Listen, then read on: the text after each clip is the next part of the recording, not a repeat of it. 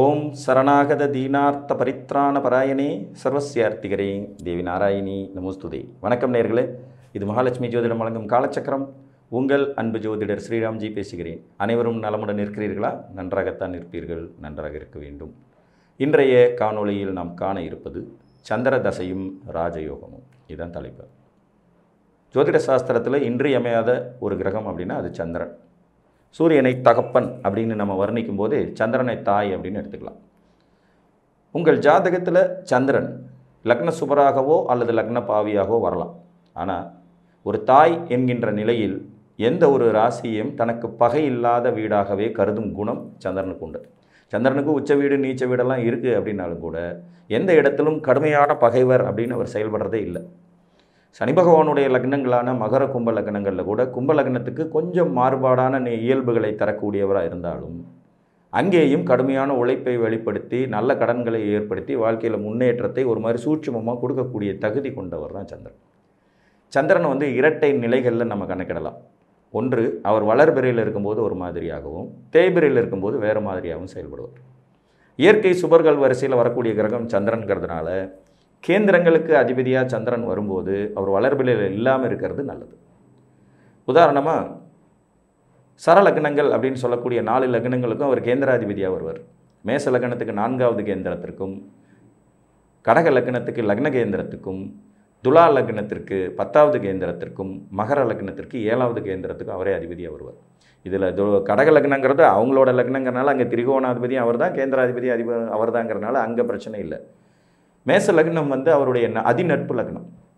So இப்போ மேச லக்னக்காரங்களுக்கு வளர்பிறையில் இருந்தால் ஒரு மாதிரியும் தேய்பிறையில் இருந்த ஒரு மாதிரியும் ரெண்டும் கலந்து நல்ல பலனை கொடுத்துட்டு போயிடுவார். இந்த துலா லக்னத்துக்கும் மகர லக்னத்துக்கும் மட்டும்தான் கேந்திராதிபத்திய தோஷத்தையும் அவர் தருவதற்கு தகுதி கொண்டவராக வருவார். அப்போ அவர் ஃபுல் பவரில் இருந்தால் அந்த கேந்திராதிபத்தியமும் சேர்ந்து வேலை செய்யும் அப்படிங்கிறது மாதிரி ஒரு அமைப்பு இருக்கும். கூடுமான வரை மகர லக்னம் துலா லக்னக்காரங்களுக்கு தேய்பிறை சந்திரன் அதிக நன்மைகளை தருவதை கண்கூடாக நம்ம பார்க்க முடியும். இந்த சந்திர திசை எப்போ ஒரு நிலையில் ராஜயோகத்தை கொடுக்கும் அப்படிங்கிறத பார்க்கும்போது 2 விதிகளில் இங்கே பொருத்தி பார்க்கலாம். இதில் முதல் விதி, சந்திரன் உங்கள் ஜாதகத்தில் 4ஆம் இடம் என்கின்ற சதுர்கேந்திர ஸ்தானத்தில் இருந்தார்னா திக்பலம் அடைஞ்சிருவார் இயற்கையாகவே. அந்த திக்பலத்தில் இருக்கக்கூடிய சந்திரன் வீடு, வாகனம், தன் சுகம், தாய் சுகம், கல்வி, மேன்மை, விவசாய ஆதாயம், கால்நடைகளால் கிடைக்கக்கூடிய நன்மைகள், பால் பொருட்கள், திரவ பொருட்கள்னால் ஆதாயம், அரிசி பருப்பு நவதானியங்கள் வியாபாரங்களின் மூலமான வெற்றிகள், பிரயாணங்கள்னால நிறைய ஆதாயம், டிராவல்ஸ்னால நிறைய நன்மைகள் போன்றவற்றை கண்டிப்பாக கொடுத்துருவார். நீங்கள் எந்த லக்னத்தில் பிறந்திருந்தாலும் 4ஆம் இடத்துல சந்திரன் இருந்து 4ஆம் இடத்தில் சந்திரன் இருந்து அவர் உங்களுக்கு தசை நடத்தினார்.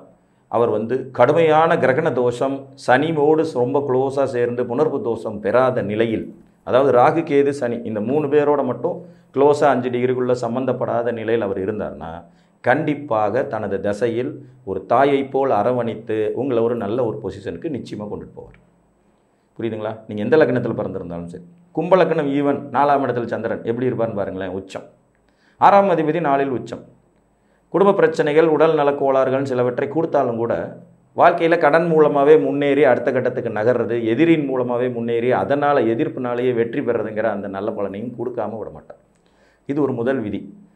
ஸோ நீங்கள் எந்த லக்னத்தில் பிறந்திருந்தாலும் 4ஆம் இடத்தில் சந்திரன் அமர்ந்து அவர் சனி, ராகு, கேது இவர்களோடு 5 டிகிரிக்குள் இணையாத நிலையில் சந்திரனுடைய தசை உங்களுடைய நடப்புக்கு வருதுன்னா நிச்சயமாக இது ராஜயோக திசை தான். எந்த ஒரு சூழ்நிலையிலும் அவர் உங்களை வளர்ச்சி பாதை கொண்டுட்டு போவார். இது முதல் விதி. பொதுவாக உபஜயஸ்தானங்களில் சந்திரன் உங்கள் ராசிநாதனாக அமைய பெறும்போது ஆட்டோமேட்டிக்காக அதுவும் ஒரு வெற்றிக்கான சூட்சுமமாக இருக்கும். மாபெரும் வெற்றியாளர்கள் ஜாதகங்கள்னு ஒரு கலெக்ஷன் வச்சுருக்கோம். இதில் நிறைய அன்பர்கள் லக்னத்திற்கு உபஜயஸ்தானத்தில் ராசி அமைய பெற்றவர்கள். ஒரு உதாரணம், நம்மளுடைய மறைந்த மாபெரும் தமிழ் பேரறிஞர் கலைஞர் ஐயா அவர்கள் கடக லக்னம் ரிஷபராசி. இதை நீங்கள் சூட்சமாக கவனிச்சிங்கன்னா சந்திரன் 11ஆம் இடத்து ராசியாக வருவார். இது ஒரு உபஜயஸ்தானம். அப்போ நீங்கள் எந்த லக்னத்தில் பிறந்திருந்தாலும் 4ஆம் இடத்திலிருந்து சந்திரன் தசை நடத்தும் போது வாழ்வியல் வெற்றிகளை கொடுப்பார் என்பது எந்த அளவுக்கு உண்மையோ அதே மாதிரி நீங்கள் எந்த லக்னத்தில் பிறந்திருந்தாலும் உங்கள் லக்னத்திற்கு 3, 6, 10, 11 சந்திரன் இருந்தால் 3, 6, 10, 11 சந்திரன் இருந்து அவருடைய தசை நடப்புக்கு வரும் என்றாலும் நீங்கள் மாபெரும் வெற்றிகளை சந்திர திசையில் பெற முடியும். இது ஒரு சூட்சம். போராடி ஜெயிக்கும், அது மட்டும்தான் இதில் விஷயம். 4ஆம் இடத்துல சந்திரன் இருக்கும்போது அது தானாகவே எல்லாம் கிடச்சிடும். ஆனால் இந்த 3, 6, 10, 11 இருக்கிறவர்கள் வாழ்க்கையில் ஒரு கட்டத்தில் கடுமையான போராட்டங்களை சந்தித்து மற்றவர்களால் உதாசீனப்படுத்தப்பட்டு அவமானப்படுத்தப்பட்டு அந்த அவமானத்தையே உரமாக்கி வாழ்வில் ஜெயித்தவர்களாக இருப்பாங்க. இதுதான் சூட்சம். புரியுதுங்களா? அவர்களுக்கு ஏற்பட்ட கசப்பான அனுபவங்களையே வாழ்வியல் பாடமாக எடுத்துக்கொண்டு அதிலிருந்து மிக பெரும் வெற்றியாளர்களாக உருவாவாங்க. இதுக்கு ஒரு வெற்றியாளர்கள் ஒரு 3 பேரை என்னால் சொல்ல முடியும். முதல்ல கலைஞர் சொன்னேன். அடுத்தது நம்ம மாண்புமிகு முதலமைச்சராக முன்னால் இருந்து மறைந்த ஜெயலலிதா அம்மாவும் அதே மாதிரி தான். மிதுன லக்னம், சிம்ம ராசி, 3வது இடத்தில் சந்திரன். இன்றைக்கி நம்மளால் சூப்பர் ஸ்டார்னு கொண்டாடப்படக்கூடிய ரஜினிகாந்த் ஐயா அவர்கள் பார்த்திங்கன்னா சிம்ம லக்னம், மகர ராசி, 6ஆம் இடத்தில் சந்திரன் இருக்கக்கூடியவர். அப்போ உங்கள் லக்னத்திற்கு 3, 6 மற்றும் 10, 11ஆம் வீடு ராசியாக அமையப்பெற்று சந்திரன் அங்கே நின்றபடி திசை நடத்தினாலும் உங்களுக்கு சில கசப்பான அனுபவங்கள் வாழ்வியலில் வந்தாலும் கூட, இளமை காலம் அவ்வளவு சிறப்பாக இல்லாத நிலையிலும் கூட, மிகவும் கடுமையான போராட்டத்திற்கு பிறகும் கூட நிச்சயம் வெற்றி கொடி நாட்டி விடுவீர்கள். இது ஒரு நிதர்சனமான உண்மை. மிகப்பெரிய புகழ்பெற்ற நிறைய அன்பர்கள் ஜாதகத்தில் இந்த அமைப்பு இருக்கும். லக்னத்துக்கு 3, 6, 10, 11 ராசியாக இருக்கும். இன்னும் உங்களுக்கு தெரிந்த உதாரணங்கள் நிறைய பேர் இதில் பாருங்கள். சக்ஸஸ்ஃபுல்லான நபர்களில் பாருங்கள், இந்த அமைப்பு இருக்கும். அப்போ சந்திரன் இந்த 2 நிலைகளில் தனது தசாகாலங்களில் மிக பெரும் வெற்றியாளர்களை உருவாக்குகிறார். ஒன்று, அவர் லக்னத்துக்கு 4வது கேந்திரத்தில் இருக்கணும் திக்பலமாக. அந்த இடத்துல இருக்கும்போது கண்டிஷன் நம்பர் 1, அவர் சனி ராகு கேதுவோடு சேர்ந்திருக்கக்கூடாது 5 டிகிரிக்குள்ளே. அப்படி இல்லாமல் இருந்தால் இயல்பாக தனது திசையில் அனைத்து விதமான சுபிட்சங்களையும் வாரி வழங்கிடுவார். புரியுதுங்களா? ஒரு தாய் தன் குழந்தைகளுக்கு செய்வதை விட வேறு யாராலும் செய்துவிட முடியாது. மாதா, பிதா, குரு, தெய்வம் அந்த வரிசை தான் வருது. அப்போ முதல்ல வச்சிருக்கிறது மாதாவை தான். சந்திரன் தான் முதல்ல வரார். அதில் நல்ல குழந்தையோ கெட்ட குழந்தையோ அதை பாசமுடன் அரவணைத்து நல்வழிப்படுத்தும் தன்மை சந்திரனுக்கு தான் உண்டு. அதனால தான் மனோகாரகனாகவும் உடல் காரகனாகவும் சந்திரன் வச்சுருக்கார்.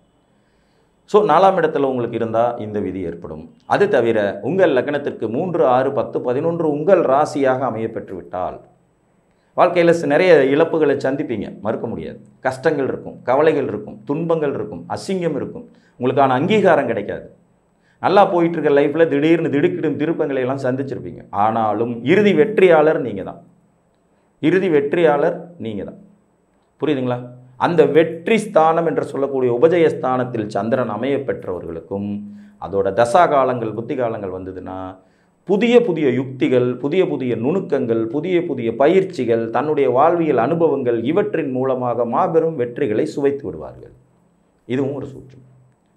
ஸோ எப்படி பார்த்தாலும் சந்திரன் வலுவான ஒரு அமைப்பை தருவதற்கு இந்த 2 நிலைகள் இருக்க வேண்டியது அவசியம். இது தவிர 3வது ஒரு நிலை என்பது பௌர்ணமி சந்திரனாக உங்கள் ஜாதகத்தில் சந்திரன் இருக்கார். நல்ல வளர்வரை சந்திரனாக இருக்கார். இல்லைங்க, அமாவாசை சந்திரனாக கூட இருக்கார்.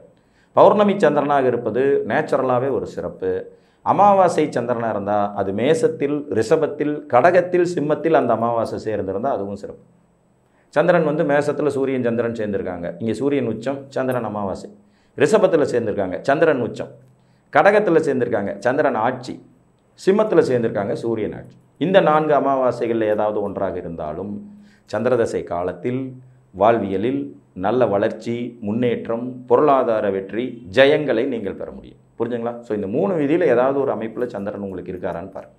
அப்படி இருந்து சந்திர திசை உங்களுக்கு நடப்பிற்கு வந்தால் நீங்களும் ஒரு ராஜயோகத்தை அனுபவிக்கும் மனிதர் தான் என்று கூறி நமது ஆன்லைன் வகுப்புகள் மார்ச் 31ஆம் தேதி தொடங்க இருக்கிறது. நிறைய அன்பர்கள் சேர்ந்துட்டுருக்காங்க. விருப்பம் உள்ளதால் நீங்களும் கீழ்கண்ட வாட்ஸ்அப் எண்ணில் தொடர்பு கொள்ளுங்கள். மீண்டும் ஒரு காணொலியில் உங்களை சந்திக்கும் வரை உங்களிடமிருந்து அன்புடன் விடைபெற்றுக் கொள்வது உங்கள் அன்பு ஜோதிடர் ஸ்ரீராம்ஜி. நன்றி, வணக்கம்.